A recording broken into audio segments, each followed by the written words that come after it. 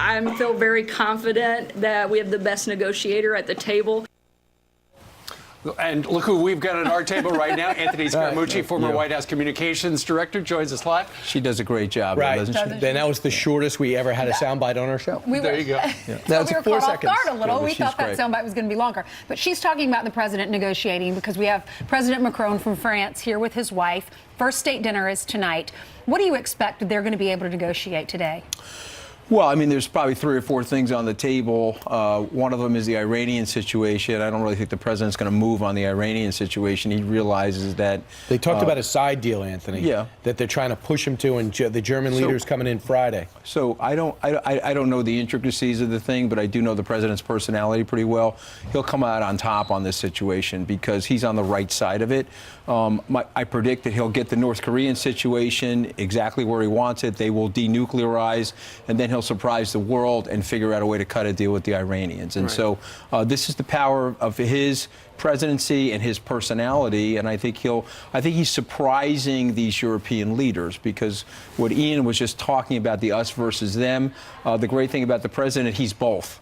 He can operate in a world of that intellectual elitism, but he also understands the common decency of the American people and the blue-collar people in America. And so that hybrid approach he's taking to the Europeans, and I think they're very surprised by him. When it comes to the North Korea deal, whatever that's going to wind up looking like once they do their little summit, wherever it's going to be at the end of May or in early June, if what you say is true and the president winds up with some sort of a deal, I mean, that is a gigantic thing. And yet people are dismissing him. You know, nothing's going to happen. He gave away too much stuff, blah, blah, blah. He probably, knowing his personality, probably didn't give him anything. He just said, listen, you know, you're in a tough spot. Your economy's devastated. You're poor. One of the things that I was very surprised by was when Kim Il-sung went to South Korea.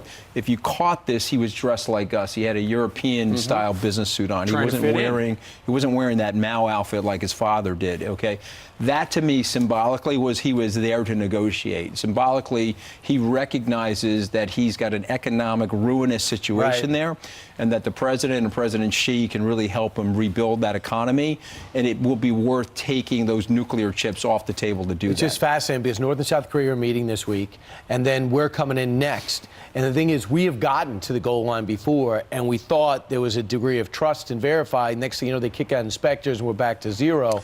So if we knew exactly why he was dealing, because there's another theory out there that he feels like I've proven everyone I'm a nuclear power. I'm going to be a responsible nuclear power. Yeah, okay, so that's the establishment theory, and I understand that theory, but I do have a little bit of an inside track on this. That's not actually what I think is happening. And so the president's team, I think, has already got a little bit of a negotiation already done. Again, Secretary-designate Pompeo was over there. Also, President Xi wouldn't be sending out photographs of him and the dictator from North Korea. They're very tight on the media and the way they control themselves if they didn't have the semblance of a deal going in before the president's summit. So you're saying it's pretty much baked in the case. Everybody's going to get something. I believe it is, but I think the most important thing now is that they have to come into the family of nations. And the president, you know, he said it over the weekend. I mean, I got to tell you, the tweets have been very enjoyable to me lately. But one of the things that he said was that I'm doing the work that should have been done over the last 25 years. Real quickly, since you're a finance guy domestically, it's Stuart Varney was on our show talking about 14 states have hit record low unemployment. Why is that? Well, primarily because of the tax situation. And so what's happening now is people are unleashing cash. And so if you go back, Ainsley, to the Obama administration, most corporations, large and small, were very defensive in the Obama administration because of the excess regulation. We built up trillions of dollars of cash on the S&P 500.